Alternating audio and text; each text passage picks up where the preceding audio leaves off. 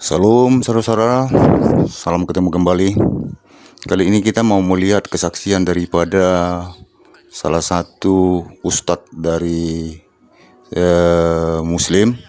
Dia mengatakan bahwa sebenarnya itu Yesus itu benar-benar disalibkan. Dia mengaku itu. Saya bisa tahu bahwa pernah juga saya baca di Alkitab orang Kristen bahwa runtutan cara aturan daripada rentetan-rentetan kejadian sampai disalibkan itu dia ada, dan tidak akan mungkin ada di situ kebohongan, kata dia. Dan di setiap runtutan-runtutan daripada kata-katanya itu memang selalu akurat begitu. Murni memang tidak ada kesalahan tulisan di situ, dibilang dia. Jadi kalau menurut saya selaku Muslim, saya mengaku itu. Kalaupun ada orang Muslim tidak mengaku itu hanya dipaksakan dan itu bohong. Dan kalau ada orang ustadz-ustadz ataupun kiai-kiai mengatakan itu adalah kebohongan, kata dia. Memang sangat merinding mendengar daripada kata-kata ustadz yang satu ini, bahwa betul-betul Yesus itu adalah disalibkan, dan yang disalibkan atau diserupakan itu pembohongan, kata dia. Jadi memang benar-benar entah dari mana datangnya ustadz ini atau belajar di mana dia atau siapa gurunya, kita juga nggak mengerti. Tapi yang jelas dia mengaku itu, dan dia sadar dan dia sangat percaya sekali dan sangat-sangat yakin sekali bahwa Yesus itu ada disalib dan bukan ada yang lain dan bukan ada yang diserupakan, dan dia tidak digantikan, bahwa dialah satu-satunya Yesus yang disalibkan. Itulah pernyataan daripada Pak Ustadz ini. Jadi kita juga salut lihat dia punya pengakuan dia, bahwa baru kali ini ada seorang ustadz begitu yang mengakui bahwa Yesus itu adalah disalibkan, bahwa Yesus itu benar-benar dialah anaknya Bunda Maria yang disalibkan itu, bukan digantikan seperti mereka yang selalu menggaung-gaungkan di dalam setiap narasi-narasi mereka. Mari kita lihat daripada pengakuan Bapak Ustadz ini. Jadi 14 peristiwa yang membuktikan itu adalah Yesus, bukan Yudas. Itu Pak. Ya, saya yakin. Saya yakin Yesus itu disalibkan karena runtutan detail di kitab Panjenengan itu lebih runtut daripada di Al-Quran. Saya yakin itu karena detail banget sampai beberapa kali runtutan tadi. Dan saya yakin apa yang jenengan katakan itu kemungkinan besar betul, karena sudah jenengan meyakini dari kitab Panjenengan. Karena gini Pak, ya. Betul itu. Ibu mana yang tidak mengenali anaknya? Ya betul, tidak akan mungkin, pasti kenal. Ya. Jadi ketika perhentian keempat Yesus memikul salib itu, mata dengan mata, antara mata Yesus dengan mata Bunda Maria itu saling berkoneksi, melihat. Ya betul. Jadi betul. Itu saling melihat. Jadi bagaimana mungkin dikatakan itu adalah Yudas yang disalib? Sementara Bunda Maria itu dengan salah seorang rasul namanya Rasul Yohanes setia dengan Yesus itu. Ketika Yesus di atas kayu salib mereka masih melihat. Bahkan Yesus berbicara dengan Yohanes pada saat inilah ibumu, inilah anakmu. Yesus masih sempat mengatakan seperti itu. Siapa yang mengatakan Yesus yang ngomong. Oh, Bapak mau tahu siapa yang mengatakan Yudas yang disalibkan? Iya. Alim ulama Pak. Oh, ya itu tidak benar.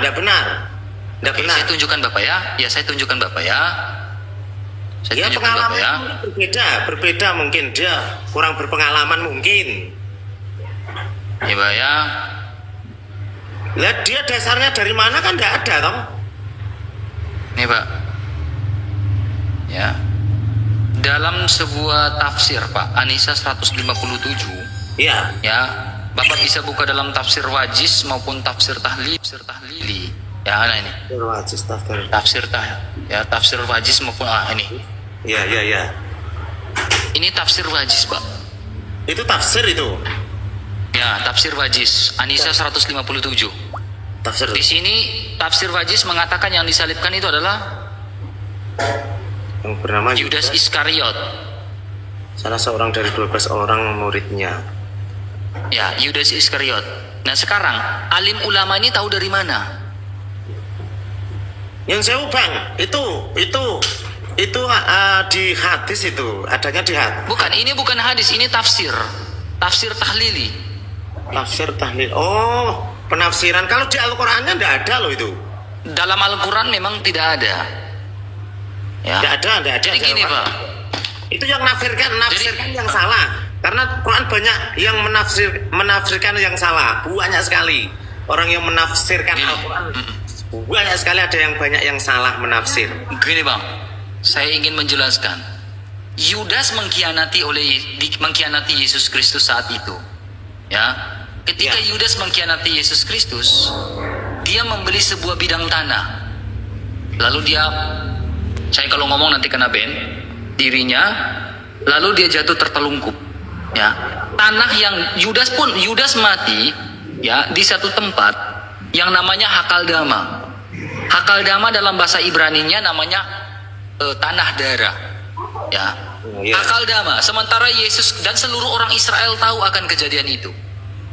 Ya, dan tempat yang namanya Hakaldama itu, tanah itu di sebuah lembah, namanya sebelah selatan lembah Hinom di Israel. Ya, lembah Hinom dengan Golgota. Sementara Yesus Kristus terpaku di atas kayu salib di Golgota. Golgota dengan lembah Hinom itu dua tempat yang berbeda. Satu di dataran rendah, satu di dataran tinggi. Yudas mati karena kejahatannya itu di sebuah lembah namanya lembah Hinom. Hinom Valley namanya. Sementara Yesus di Golgota di tempat yang tinggi. Nah, ini dua tempat yang berbeda. Ya, jadi kita tidak bisa mengatakan Yudas yang disalibkan di Golgota.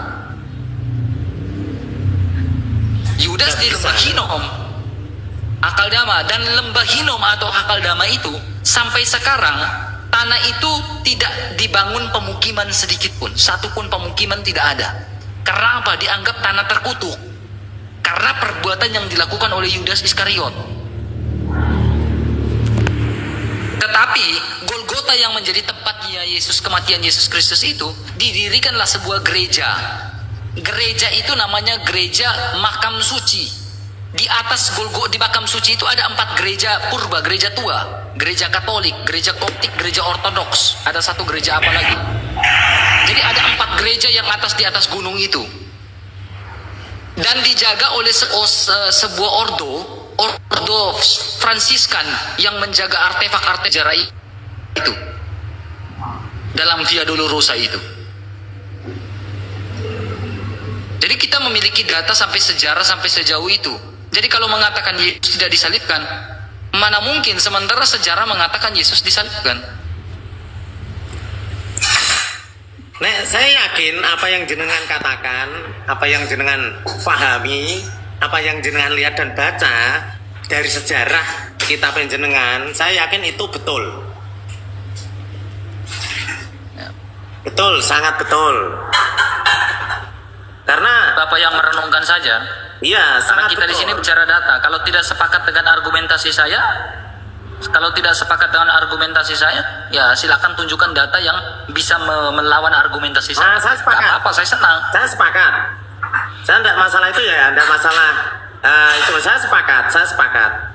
Dan semua perjalanan yang di kitab jenengan, yang diceritakan di kitab jenengan itu, saya yakin tidak salah, karena itu akan menunjukkan keyakinan seseorang, termasuk jenengan sama umat-umatnya di agama jenengan itu, supaya mungkin ada hikmahnya lah, ada hikmahnya di mana dia biar tahu bahwasanya pedihnya, jeripayahnya Yesus saat disalib, dan yakinnya bahwasanya itu Isa, itu benar-benar yakin bahwasanya Isa itu yang disalib itu, gitu loh. Nah, di kitab jenengan. Nah, kita sebagai keyakinan di kitab saya, kita memang tidak detail dan tidak mempermasalahkan itu. Seumpama itu memang ada catatan di Injil, oke, tidak masalah, yakin, saya pun juga yakin. Tapi di Gini, Pak. kitab Al-Quran kami simpel-simpel saja gitu. Diambil Gini, yang Pak. simpel, yang Ya, simpel gini saja. Pak, saya menghormati itu. Jadi gini Pak ya, kenapa ya kami berpuasa itu 40 hari Pak? Kalau bapak mereka berpuasa 30 hari, Ya sekitar 30. kami berpuasa, kami 40 hari, murni 40 hari, tidak Ya. makan, tidak minum, ya. Terus Tidak makan, tidak ada minum. pantangannya, yes. Tapi Perharinya. makanya berpuasanya ada sahurnya, ada sahurnya. Oh, ada sahurnya ya, ada Ada sahurnya. sahurnya. Ya, ada sahurnya. Ya, gini. Kenapa kita melakukan sahur, Pak? Ya, jam 12 malam itu kita sholat, Pak. Ya, kita berdoa. Berdoa. Ya. Berdoa. Karena Yesus mengatakan berjaga-jagalah dan berdoalah supaya kamu tidak masuk dalam pencobaan. Betul. Nah, ketika kita berdoa jam 12 malam, Pak, ya, jam 3 pagi itu kita bangun, atau jam setengah 4 kita bangun, kita berdoa. Jam 3 pagi. Ya, kenapa? Kita merenungkan dan merasakan Yesus Kristus di malam itu, dia baru terakhir kali makan. Dia makan itu ketika dia makan, dia mengambil roti, lalu dia mengatakan, inilah tubuhku yang diserahkan bagimu. Lalu dia mengambil awan cawan itu, dia bilang, inilah darahku, darah perjanjian baru yang kekal yang ditumpahkan bagimu dan bagi semua orang demi pengampunan dosa. Lakukan ini untuk mengenang akan daku. Jadi sebelum terjadinya penangkapan itu, Yesus melakukan perjamuan itu. Dia makan roti itu. Ya. Jadi setelah perjamuan itu, dia pergi ke sebuah taman namanya Taman Getsemani. Dan Taman Getsemani itu kalau kita pergi ke Israel dijadikan sebuah gereja namanya Gereja Segala Bangsa. Ya, Taman Getsemani itu. Nah, Taman Getsemani ini, ya, Yesus berdoa di situ sebelum ditangkap. Nah, ketika Yesus ditangkap di situ, Yesus berdoa di situ, dia sudah mengalami yang namanya tidak makan. Dia tidak minum. Dia mengalami penderitaan. Dia tidak makan, dia tidak minum, dia disiksa, dia dipukul, dia dihina, dia dicambuk. Tetapi Yesus mengajarkan dari hasil itu, kami mendapatkan sebuah pelajaran. Di dalam kitab Didache, kitab tertua di dalam orang Kristen, mengajarkan berpuasalah bagi mereka yang menganiaya kamu, yang membenci kamu. Sama seperti Kristus melakukan itu. Sama seperti Yesus melakukan itu. Jadi kami berpuasa ini bukan cuma menahankan hawa lapar, dahaga, tetapi kami ada pantangan-pantangan yang tidak boleh kami makan dan tidak boleh minum selama 40 hari. Selain daripada itu, kami harus mendermakan apa yang harus kami derma. Selama 40 hari kami lakukan itu di masa Prapaskah ini. Apalagi ini hari Rabu. Jadi kenapa kami bangun pagi? Ya, kami berdoa, kami syahur, karena disitulah puncak Yesus yang hendak ditangkap jam 3 pagi itu. Jadi makna teologis di mana kenapa orang Kristen bangun pagi jam 3 dan dia berdoa di situ. Karena di situ puncak Yesus yang hendak ditangkap dan dia sedang dalam keadaan berdoa. Kenapa orang Kristen berdoa jam 12 sholat jam 12 siang? Karena di situ puncak Yesus disalibkan dan terpaku. Kenapa orang Kristen berdoa sholatnya jam 3 sore? Karena di situ puncak Yesus itu menghembuskan nafas terakhir dan di situ kami namanya sholat rahiman ilahi. Kenapa kami melakukan sholat jam 6 sore? Karena itu kami berbicara tentang kabar gembira dari malaikat ketika juru selamat itu hendak datang. Jam 6 pagi. Jadi satu hari orang Kristen itu melakukan sholat 7 kali, sembahyang 7 kali dalam sehari, yang memiliki makna yang begitu dalam. 7 kali sembahyang ya? Itu. Yes. Itu banyak yang belum dimengerti dari orang lain atau dari agama lain, dikira sembahyangnya hari Minggu saja. Oke. Pertanyaan bagus, Pak Arif. Ya, Ini, sembahyang hari Minggu itu namanya berkumpul dan berjemaat. Hendaklah kamu jangan menjauhkan diri dari pertemuan-pertemuan jemaah. oh ya, Jadi, kenapa kita melakukan sembahyang 7 kali dalam sehari, Pak? Melakukan sembahyang 7 kali dalam sehari itu bagaimana kita mempersiapkan hati, mempersiapkan batin kita untuk menunggalkan Kristus di dalam tata perayaan Ekaristi, dalam kurban yang sempurna itu. Jadi kita mempersiapkan pikiran, hati, dan batin untuk hari Minggu, untuk menunggalkan Kristus dalam Ekaristi kurban yang sempurna. Inilah tubuhku yang dikurbankan bagimu. Jadi kita mempersiapkan hati kita untuk hari Minggu 7 kali sehari. Jadi 7 kali 6, 7 kali 6, 42 kali sembahyang untuk mempersiapkan ibadah di hari Minggu itu. Hati dan batin. Itu kekristenan yang murni dan sejati. Menunggalkan, mempersiapkan untuk menunggalkan Kristus dalam Ekaristi. Gitu. Betul. Bagus itu. Jadi kalau bilang orang Kristen sembahyang hanya 1 minggu sekali, itu salah besar. Lah itu yang banyak yang dia belum tahu itu. Salah besar, Pak. Tidak bisa diomong seperti itu. Tapi gini, Pak. Orang lain juga selain Islam pun juga banyak yang belum tahu kalau sholatnya itu apa sampai jenengan bilang 1 hari 7 kali itu banyak yang belum tahu itu. Ya. Terus gini, Pak. Ya. Khususnya ya gereja, kalau Bapak namanya Kristen, gereja Kristen gereja Ortodoks ya, Pak ya. Ya, sebelum mereka sholat itu mereka melakukan pentahiran, Pak. Nah, pentahiran itu mereka mengambil wudhu, Pak. Membersihkan wajah mereka, telinga mereka, mulut mereka, tangan mereka, kaki mereka. Bagaimana ketika ini kita bisa mendengarkan firman Tuhan dengan baik, mulut kita ini biar baik supaya suci. Itu ada maknanya semua. Itu ada itu. Jadi sebelum Islam melakukan wudhu, Ortodoks itu sudah wudhu juga, Pak. Tetapi kalau di dalam gereja Katolik, di dalam gereja Katolik itu di depannya ada air. Pastinya jadi gereja gitu, Ortodoks karena harus wudhu sebelum sholat. Gitu. Ya, saya itu namanya itu pentahiran, Pak. Pentahiran ya namanya. Loh, Pembasuhan. saya yakin karena Kristen itu muncul Nabi Isa itu lahir duluan daripada Nabi Muhammad. Dan ajarannya bagi saya loh ini loh, ajaran Kristen kitabnya bagi saya itu sangat istimewa, sangat sempurna, sangat bagus pokoknya bagi saya loh ya. Karena sebelum Nabi Muhammad, keyakinan saya nyun sewu ya, keyakinan saya memang di Islam itu muncul yang kedua setelah Kristen. Itu keyakinan saya itu menyempurnakan semua kitab-kitab sebelumnya yang disempurnakan di Islam, tidak meniru ndak. Dan orang-orang yang Islam mungkin banyak yang belum tahu tentang itu, belum tahu tentang kitab jenengan. Jadinya apa yang diajarkan di jenengan itu banyak yang tidak paham, hanya sepotong-potong dikira. Contoh tadi seminggu sekali berkumpul, sholat dikira beribadahnya itu seminggu sekali. Padahal jenengan malah lebih banyak. Kalau memang iya sehari 7 kali itu 7 kali, Pak. Sangat sehari 7 kali. Sangat, malah dari Islam kan 5 kali kita sholat wajib 5. Kita sholatnya atau 7 kali. Kami Jumatan enggak? Bapak tanya sekarang, orang Katolik Jumatan enggak, Pak? orang Katolik. Kami Jumatan enggak? Jumatan enggak? Enggak tahu saya itu, enggak tahu. Kami Jumatan, Pak. Kami Jumatan, Pak.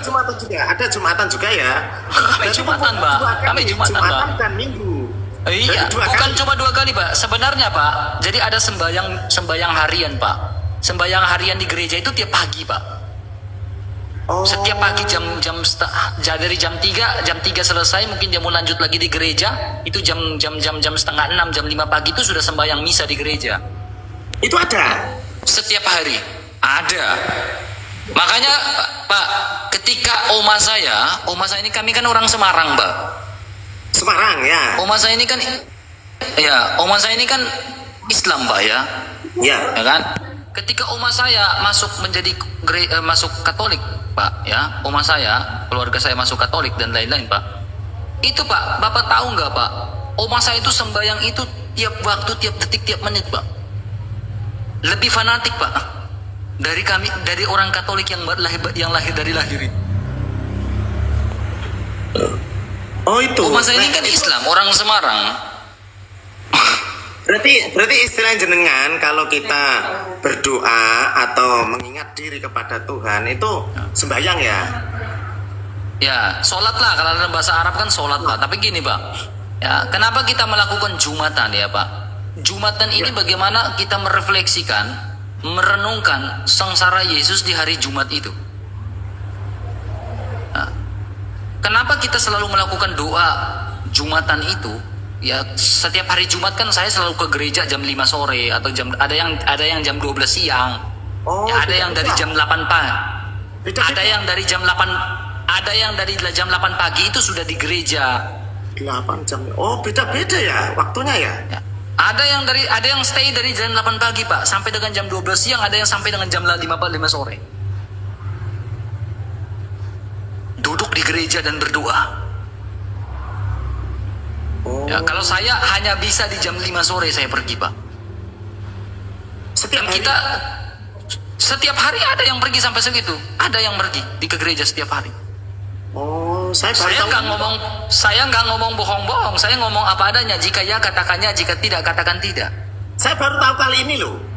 Iya, memang kenyataan. Kenapa kita melakukan melakukan Jumatan itu, Pak?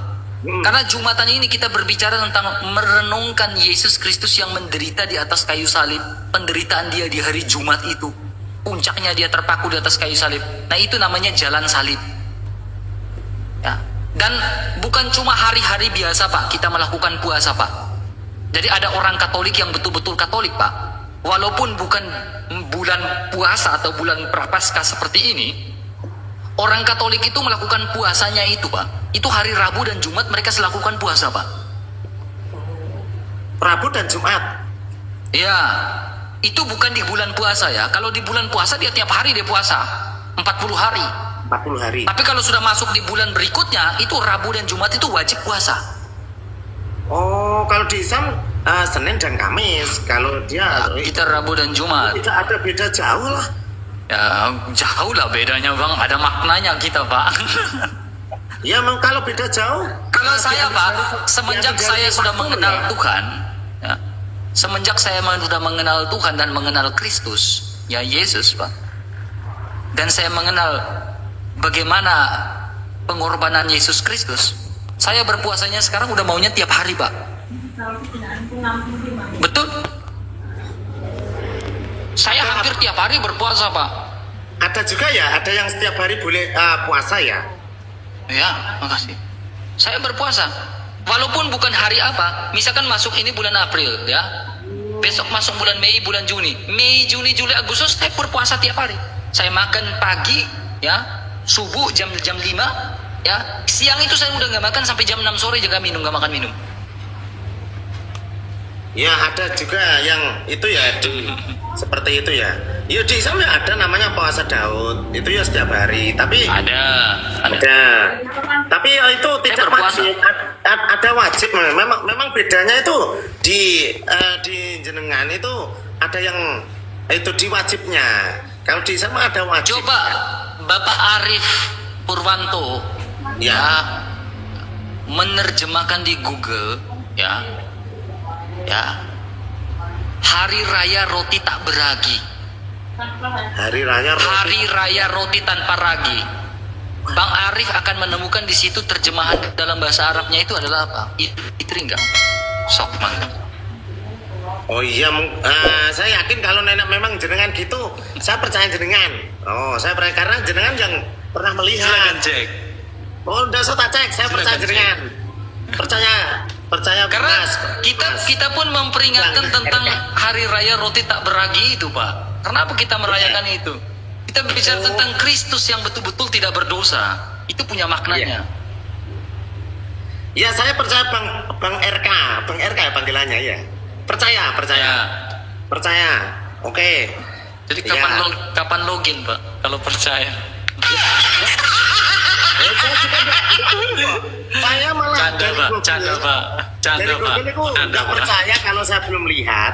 Saya dari Google nggak percaya kalau saya belum lihat, dan saya lebih percaya jenengan saat jenengan sudah melihat. Ya. Nah, Gini, Pak. Ketika saya berbicara, Pak, saya memiliki dasar yang kuat, Pak. Kenapa? Saya berbicara tidak asal-asalan, Pak. Yang saya bicara ini memiliki data, Pak. Bisa dipertanggungjawabkan? Bisa. Karena kalau saya berbicara tidak bisa dipertanggungjawabkan. Pertama, Pak, saya berdosa di hadapan Tuhan. Betul. Kedua, Pak, kalau saya berbicara tidak bisa dipertanggungjawabkan, Pak, saya menyesatkan orang Kristen di bawah. Ya. Yang ketiga, kalau saya berbicara tidak bisa dipertanggungjawabkan, saya dikatakan pasal penistaan, Pak. Saya bisa masuk penjara, Pak. Saya nggak mau. Ya, berdasarkan data ya. Jadi saya bicara apa adanya. Ya, data. Nah, ini penuhan saya sendiri loh ya. Data nih jenengan, data dari kitabnya jenengan, dari agamanya jenengan. Saya yakin yang jenengan lihat, yang jenengan itu pelajari itu lebih bagus, lebih detail, lebih sempurna. Tapi data yang jenengan lihat di agama lain, mungkin dari kitab, dari hadis, dari tafsir, itu belum tentu sempurna.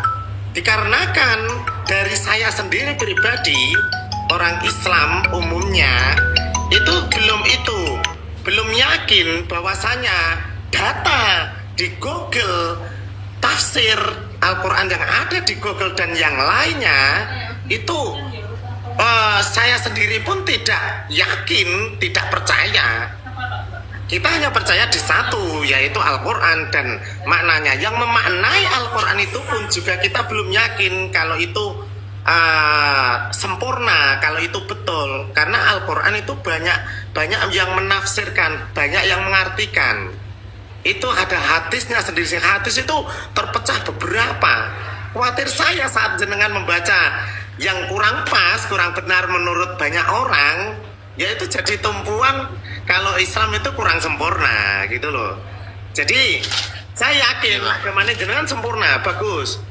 Selama jenengan Ini, Bang. mempelajari dengan betul Al-Quran, kitab dan runtutan di kitab jenengan itu bagus, dan jenengan bisa bersyukur, bisa meresapi gimana sengsaranya Isa saat disalib, meratapi. Saya juga merasakan bahwasanya Isa saat disalib sengsaranya kayak apa. Saya pun merasakan karena itu juga nabi saya. Saya kasihan dan merasakan jerih payahnya, perihnya, itu merasakan. Lah, Pernyataan Pak Arif itu bagus. ya. Kenapa saya bilang pernyataan Pak Arif itu bagus? Ya, saya suka pernyataan Pak Arif. Iya. Saya suka pernyataan Pak Arif Purwanto. Kenapa? Ya. Pernyataan Pak Arif Purwanto itu sama seperti wanita-wanita Yerusalem pada saat itu. Ya. Mereka bilang, Tuhan, kami meratapi Engkau, kami mengasihani Engkau ya Tuhan.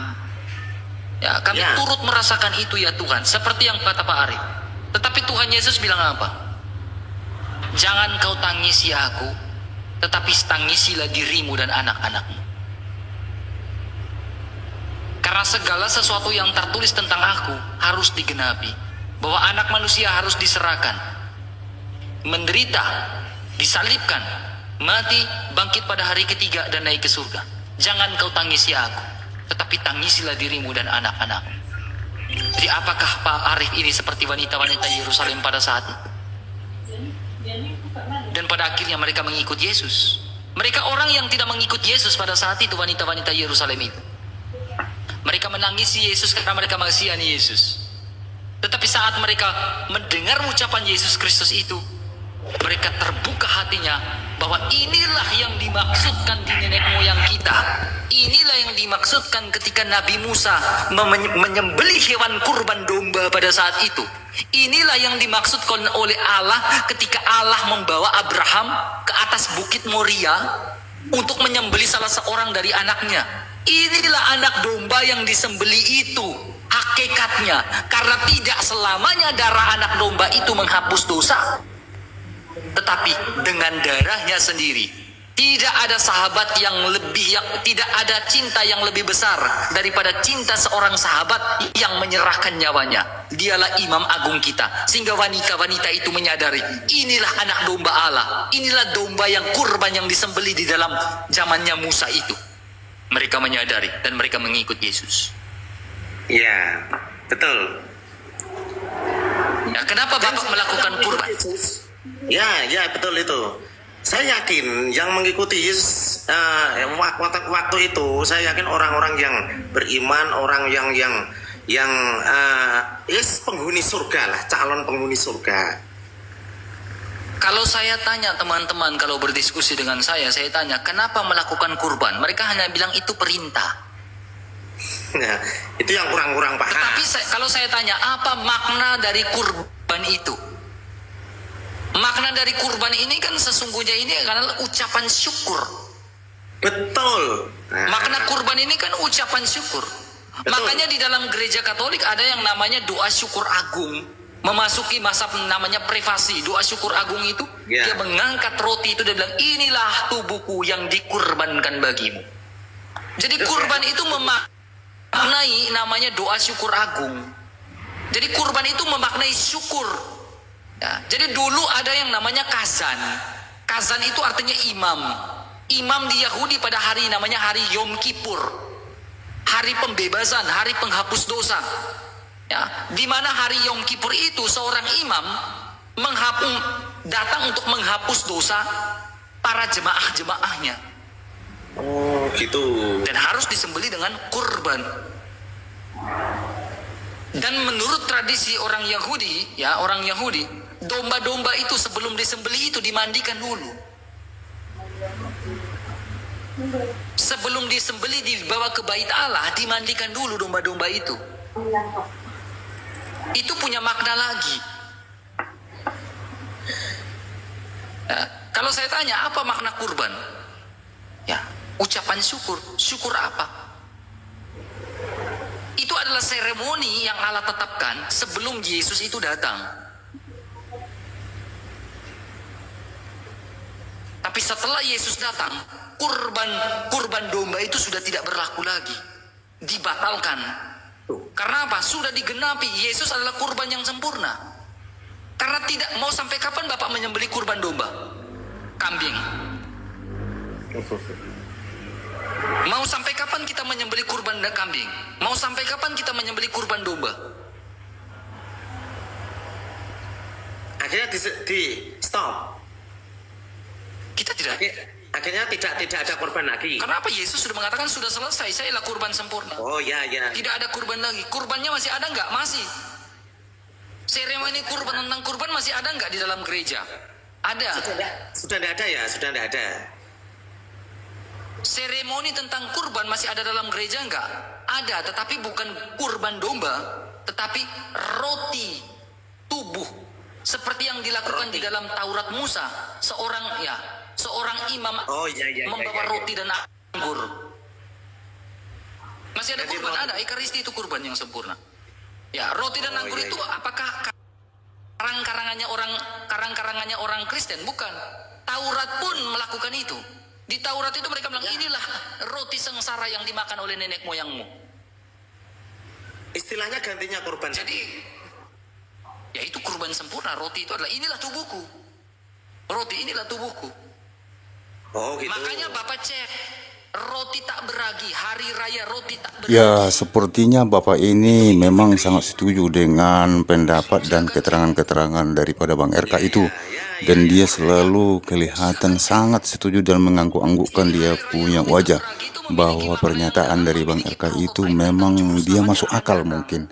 Ya, semoga aja dia bisa tertarik dan berubah pikiran dengan dari ajaran yang sebenarnya, dan sebenarnya yang pernah dia lakukan itu adalah mungkin bisa saja nanti dia berpikir lambat laun itu ajaran yang keliru, dan mungkin dia akan terngiang dengan ajaran yang pemberian keterangan-keterangan daripada Bang RK. Bisa saja dia beralih kepada jalan yang terang gitu. Jadi ya mudah-mudahan aja dia berubah dan ikut daripada petunjuk apa yang ada di Alkitab, dan tentunya itu adalah pengikut Yesus. Semoga aja dia berubah di dalam hidupnya. Dari mulai dia itu ada perdebatan dengan Bang RK atau diskusi dengan Bang RK, semoga dia akan berubah menjadi terang dalam Kristus. Terima kasih teman-teman sudah menonton video ini.